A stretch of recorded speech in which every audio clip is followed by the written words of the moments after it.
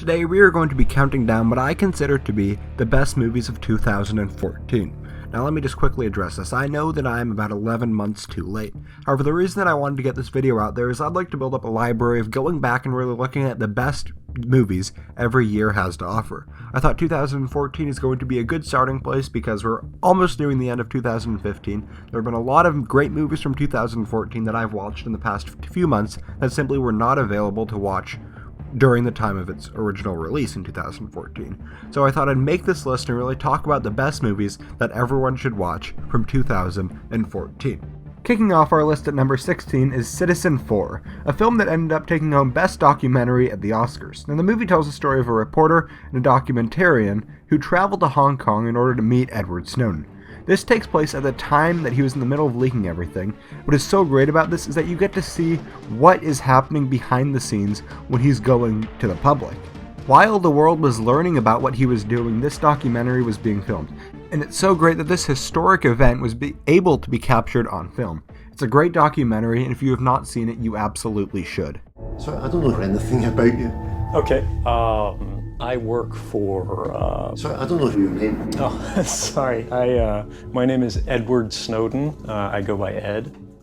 At number 15 is Boyhood, which is, in my opinion, one of the biggest achievements for film in the 21st century. I'm certain it's going to lead to a new style of filmmaking within the next few decades, and I'm very excited to see what's going to be happening next. Unfortunately, this movie isn't perfect and suffers from some mediocre writing and an ending that happened 45 minutes too late. However, still, this movie is a spectacle to watch. It is absolutely a great movie and one that I would highly recommend. What do you want to be, Mason? What do you want to do? At number 14 is Life Itself, which is a great documentary showing off the life of film critic Roger Ebert. Now, what this movie did a great job at balancing was the relationship between his family, life, and his personal health. You really learn a lot about this legend who has influenced so many people and is one of the most influential people when it comes to movies in general. It's a great movie and a great documentary, and one that you absolutely should see. He made it possible for a bigger audience, a wider audience, to appreciate cinema as an art form because he really loved films. At number 13 is American Sniper, which is a gripping and emotional ride through the life of Chris Kyle, America's most lethal sniper. The great cinematography and performances make this movie truly great and one that you should see. I'll pick it up. Drop it. At number 12 is Foxcatcher, which is a very interesting look at both mental illness, solitude, but above all else, a look at the lives of those involved in training the US Olympic wrestling team. A gripping biopic with two of the best performances of the year makes this movie one that everyone should check out. What do you hope to achieve, Mark? I want to be the best in the world. Good. At number 11 is Interstellar, which is a movie that I'd like to call a flawed great film. If there are a few changes, this film would be heralded as one of the best. However, it suffers in the writing and acting departments. Undeniably, however, this movie is a visual spectacle and a very moving story. We must confront the reality that nothing in our solar system can help us. Now you need to tell me what your plan is to save the world. Clocking in at number 10 is Whiplash, which is a good movie, but not one that I love. The film's editing, acting, and writing were some of the best of 2014. However, some storytelling elements felt overplayed. If this movie was 20 minutes shorter or didn't spend so much time on the same element, it would be great. However, as it stands now, it is still very, very good. You are a worthless pansy ass who is now weeping and slobbering all over my drum set like a 9-year-old girl.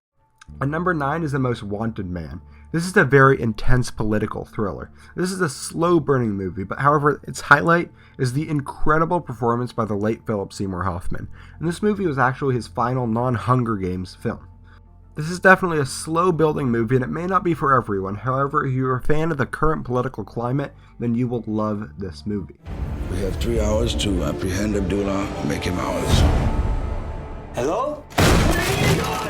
And number 8 is Leviathan, which is a great Russian film about political corruption in a small coastal town.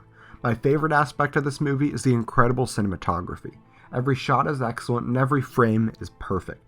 The camera work helps complement the incredible narrative, However, the narrative and the performances and the writing are all top notch.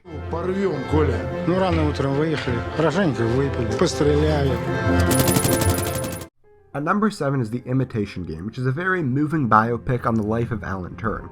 This is a great social statement and a very interesting story about one of the most important players in World War II who most people simply did not know about. If you're a fan of history or great movies, then you will absolutely love this movie. I'm designing a machine that will allow us to break every German message instantly. Well, it's impossible. At number 6 is The Most Violent Year, which is a movie about a crime family who decides to go legitimate and start a real business. I heard this film described as The Godfather if Michael had decided to go clean.